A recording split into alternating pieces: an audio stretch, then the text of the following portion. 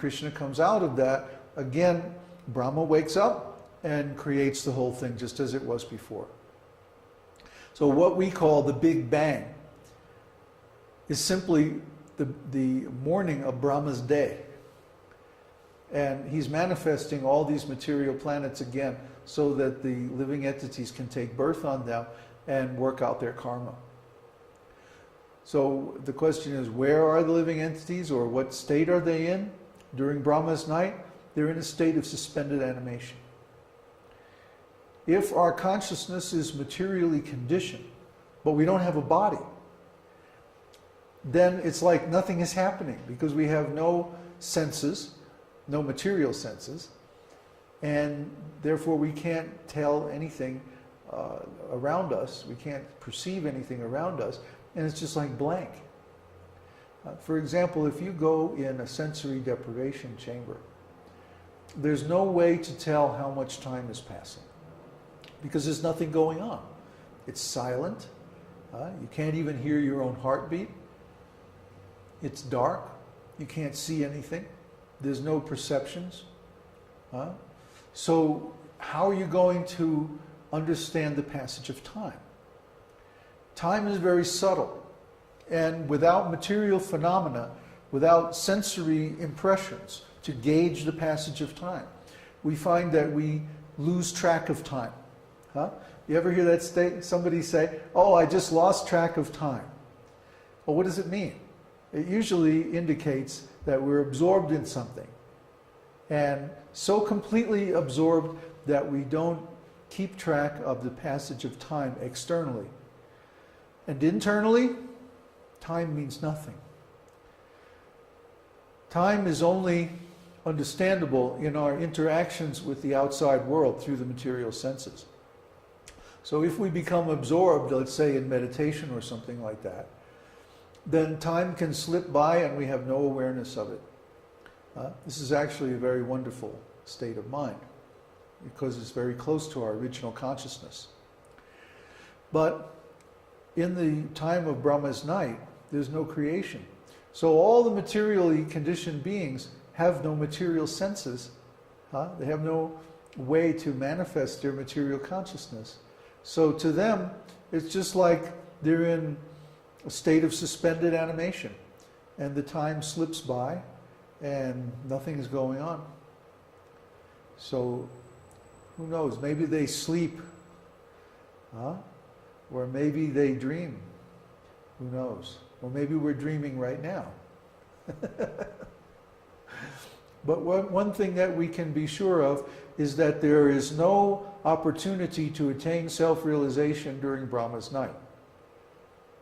Those opportunities are only available during the day, because only in the daytime, when we have material bodies and senses, and there's a material creation to interact with, can we engage those senses and those material energies in the process of self-realization. So Brahma's day is actually far more auspicious for the living entities than the night, because we have the opportunity to perform bhakti yoga. Next question? From Erica. She's asking what happens, is there going to be a day where there's no more eras in this world, material world? Will Maya always exist? What happens to the souls that were not liberated? Or is this not possible?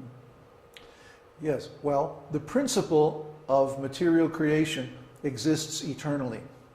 The Mahat Tattva, or the Pradhan, is Krishna's external energy, and just like Krishna's energies are eternal, even the material energy. But the Pradhan, or the Mahat Tattva, is only the principle of material creation. It's not the manifestation of material creation. The manifestation occurs when the Pradhan is agitated by time. When the Lord glances over the material energy, impregnating her with all the living entities, then time begins and the material creation actually manifests. So when the living entities, or rather when the time of the manifestation of the material creation is complete, the Lord withdraws his potency back into himself from the material creation. In other words, the living entities are reabsorbed back into the Lord. They don't lose their identity because they're eternal. But because they're in material conditioned consciousness, without a material manifestation, just like during the night of Brahma, they have no material bodies or material senses, so they can't do anything. They can't perceive anything. They're like in a state of sleep or suspended animation. That's all we know about that. It's a very obscure, very, there's not much said about it in the Vedas. Next question? Krishna Bhakti. Would it not be impossible to calculate time in relation to eternity? No way of pinpointing a specific time? No beginning and no end? That's right. In eternity, you can't calculate time because, well, what do you compare it to? In the material world, we have the rising and setting of the sun.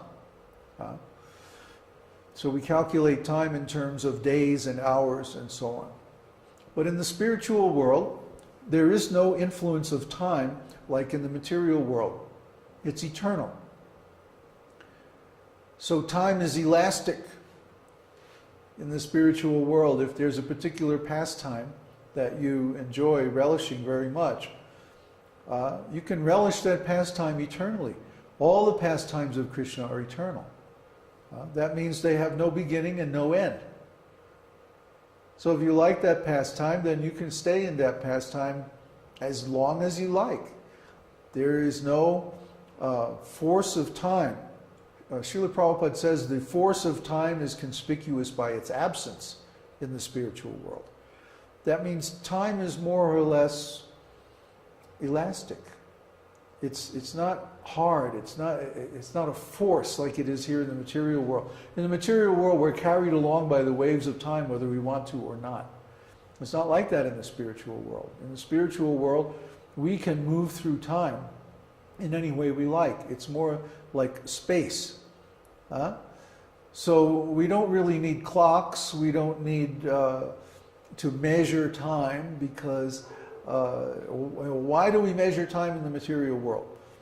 Because we want to be in a certain condition at a particular time. I have to get to work on time, or I have to go to school at a certain time, or eat dinner at a certain time. So we plan our activities so that we're in that place at that particular time. But if time were elastic, if we could bend time or change time or move through time by our will instead of being dragged through time by force, then there would be no need for clocks and watches because we can go to whatever time we want and simply hang out there. That's what it's like in the spiritual world. In the spiritual world, all of Krishna's pastimes are going on eternally, and we can relish those pastimes and engage in service, in whatever kind of service that we enjoy in those pastimes with Krishna eternally. Does that answer your question?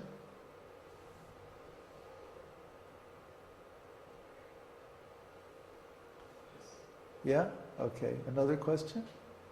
No other question. There's one From Neva?